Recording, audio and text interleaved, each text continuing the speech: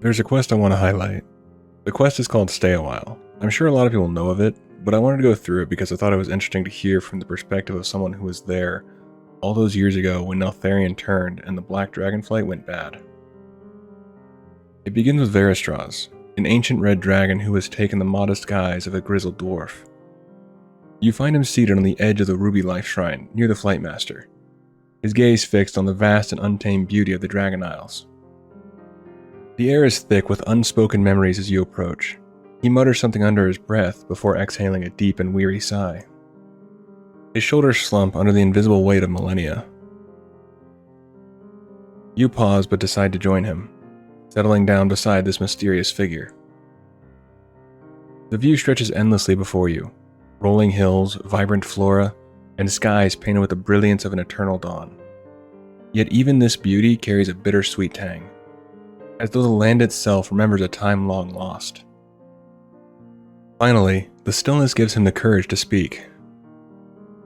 This view, it may look beautiful to you. To me, it reminds me of how long we have been gone. I barely recognize this landscape. I grew up here, when it was called the Broodlands. I used to tend the Life Shrine so many years ago. Then we went to help safeguard the mortals. Curious, you ask what it was like to leave the Dragon Isles. The reason I am here, looking over this alien landscape, is that for such a long time, I dreamed about returning here. This was my home. I never expected we would be gone for so long. After a while, I never expected to return. And now that you're back, you prompt gently. You can probably remember where you grew up, the smell of your parents' cooking, or can remember playing with your friends who live close by. Now imagine that you've forgotten how to get to your childhood home. You can never visit again, never walk the paths of your youth. Perhaps you think me overly sentimental. You try living for 10,000 years, never being able to visit your home. Finally visit it only to find it completely different, and then come back to me. Although, Arthas Menethil did cut a bloody swath through Silvermoon. I imagine you can relate to what I speak of. 10,000 years ago, a staggering amount of time. You say as much, and Varistraz nods. 10,000 years. I can barely believe it's been that long since we left. You can't imagine how awful that time was. The fear that surrounded us. The sundering, the betrayal of the Black Dragonflight, the Dragon Wars. The Dragon Wars? You ask, intrigued. The Dragon Wars. You may call it something different, but I was there, and that's what I call it. All the Dragonflights versus the Black Dragonflight. You would think it would be an easy fight. 4 versus 1, even with the Demon Soul. But the Blue Flight was nearly destroyed in Neltharion's initial strike, so 3-1. Still great odds, until you realize what it was like. What do you mean? You ask, puzzled. You only know Neltharion as Deathwing and his brood as mad, evil beings. We knew them before they fell. This wasn't some unknown menace. This wasn't some great evil looming like the Legion was. These were our friends, our loved ones. It was awful, not knowing what was happening. Thinking there was something you could do to snap them out of it. They were my friends, and they were killing my brothers and sisters. You had friends in the Black Dragonflight? You ask, surprised. I had many friends in that Dragonflight. Some as close as clutchmates. Growing up, we used to play pranks on the elders. I remember one time we coated Alexstrasza's tail in honey while she slept, and... what does it matter? My best friend was of the Black Dragonflight. We intermingled a lot back in those days, not like now, where most flights keep to themselves. Tell me about your friend. I'd love to hear more. A shadow crosses his face and he hesitates before continuing. Isn't it funny? I can't remember her name. I can remember her face, how the light danced on her beautiful scales. But I can't remember her name. I remember the horror when I came home to find her standing over the bodies of my family. Practically her family. I can remember the gut-wrenching despair as I plunged my claw into her throat, and I remember the hate in her eyes as the light went out in them. But I can't remember her name. I always wondered, if I'd been a better friend, could I have stopped it? Did she feel like she couldn't come to me as she felt the corruption starting? There must have been something I could have done. But she didn't come to me. Must have felt she couldn't talk to me about it.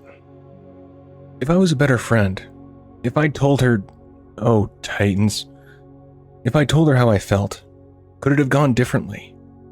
I loved her, but I can't remember her name. His voice cracks and you sit in silence, the weight of his grief settling heavily around you. Eventually, he asks you for help, a time capsule he left behind, a small fragment of who he once was. You find it tucked behind a weathered pillar and bring it back to him. He opens it gingerly, his hands trembling as he rifles through its contents. A pressed leaf. I'm sure I thought that was important once. Oh, this is an old focus for tending eggs. I remember this. There's a lot to go through, and these old bones can only take so much. I'll have to check through it later. Oh, apparently I left a letter too. Oh, Titans, I barely recognize the dragon who wrote this. I was so hopeful when I left, so sure we could make a difference. What I wouldn't give to feel even the smallest fraction of that again. Thank you, young one. You've given me much to think about. As you continue your journey through the region, your path leads you beneath the obsidian citadel. Among the charred remains of a once grand library, you discover a diary tucked precariously on a fire-scorched bookshelf. The cover is brittle, the pages warped from heat and time, but a name catches your eye. Veristraz. When you're handed to Veristraz, his brow furrows in confusion. What's this? A diary? Why are you giving me... Oh. His voice falters and his eyes widen. Her name. Her name was Destea. Oh, Titans. Look here. She writes about the time we filled Malygos's lair with baby hornswogs. Ha! He hated that. Oh, this is incredible. Thank you, thank you. A spark of emotion lights his weary face as he continues, his voice trembling with both laughter and bittersweet memory.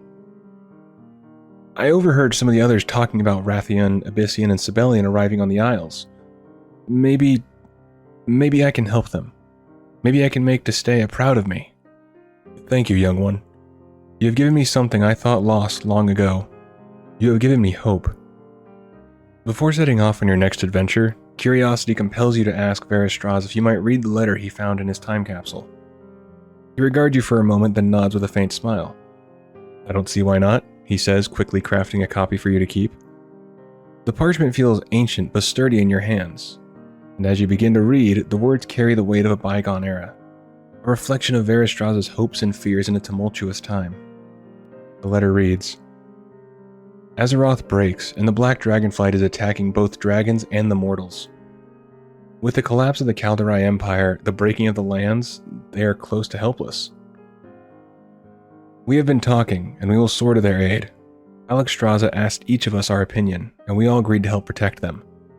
These times are tough for everyone, but at least us dragons understand what is going on. Terrible things have taken place here after the Black Flight turned. Staying here could end up leaving a sour taste in our mouths, and we need to be where the mortals are to protect them adequately anyway. I am leaving this record for those who come after us if we do not make it back. We love this land, please take care of it. We have left a lot of our friends behind to take care of the land, treat them with respect. Help the mortal races if we have fallen, they have incredible potential. Do not trust the Black Flight if they still exist. Something has happened to them, and they are vicious murderers now. We go now to the mortals' aid, and potentially to our doom, but we do so in the knowledge that we can help and protect those that need it. We all have our reasons. I was not there to protect my family when they needed it. I can only hope I can be there for others, so they do not have to feel that pain. Live life to the fullest, Veristraz. As you finish reading, the final words linger in your mind, their potency resonating deeply. You fold the copy carefully and look back at Veristraz. His gaze is distant, as though he's staring not at the horizon, but into the past. And that's going to do it for this one. Hopefully you did enjoy. Thanks for tuning in.